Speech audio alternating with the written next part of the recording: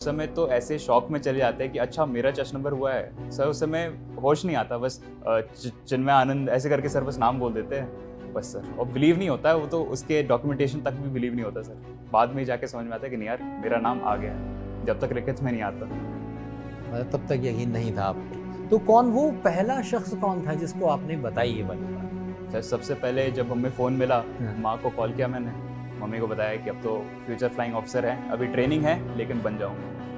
अच्छा, कौन कौन है परिवार में आपके? सर मेरी माँ है, मेरे पापा हैं और दादाजी भी हमारे साथ ही रहते हैं। अच्छा, पापा आपके क्या करते हैं? सर मेरे पापा अकाउंटेंट है। अच्छा, और मदर? मम्मी मेरी प्रिंसिपल है। बहुत बढ़िया। तो मम्मी का क्या रिएक्शन था जब मम्मी को पता चला कि Chinmay has got finally selected?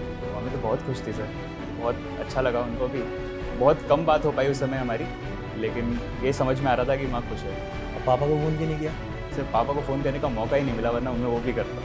Priority तुमने मम्मी को रखा कि चलो मम्मी को बता देते हैं, मम्मी खुद ही कन्वे कर देंगे पापा। हाँ सर। बहुत बढ़िया। तो पहली बार कब तुम्हें फील हुआ कि तुम्हें you have to go for armed forces? ये पहली बार तुम्हें कब खुद से कब फील हुआ? सर क्लास 9 ऑनवर्ड्स हम सोच रहे थे कि साइंस तो मुझे ऑब्वियसली पहले से ही पसंद है, मैंने पीसीएम बैकग्राउंड भी लिया अपना।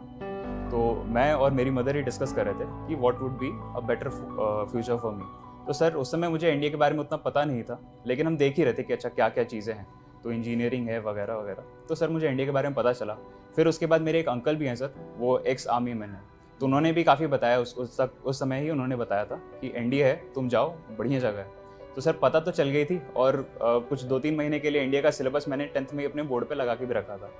लेकिन सर उस समय ना ही तो मेरी कैपेसिटी थी कि मैं कैलकुलस वगैरह सीख सकता था। तो जब 11th एंड 12th में मौका मिला तो सर फिर नहीं छोड़ा, फिर तो कर लिया। मतलब 9th में ये सोचा आपने कि आप तैयारी करेंगे, जी और 11th-12th में आके आप एग्जैक्टली सीरियस हो गए उस चीज़ को लेकर। जी सर।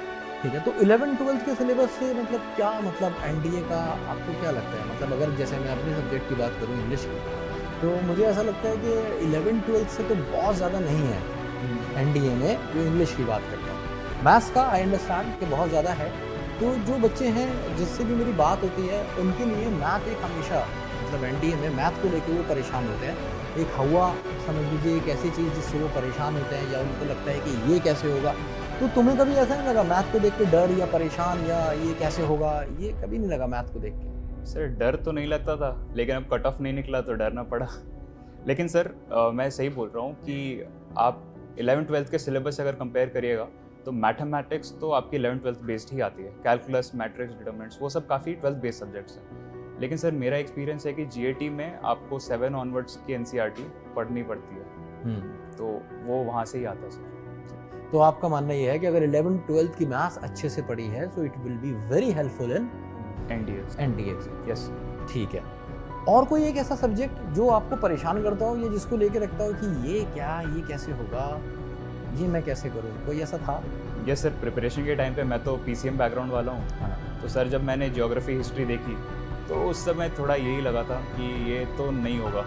लेकिन सर फिर भी राहुल परमार सर जो पढ़ाते हैं उनके कारण ज्योग्राफी काफ़ी सही हो गई, काफ़ी सारे क्वेश्चंस भी उनके साथ मैच हो गए जो लेक्चर पढ़ाए। बट हिस्ट्री थोड़ी सी सर मेरी वीक ही रह गई। बट कोई बात नहीं, मैंने देखा कि ये सब्जेक्ट्स मेरे बेनिफिट में है, मैं इसे कर सकता हूँ, तो सर उसमें ही ज़्यादा एफर्ट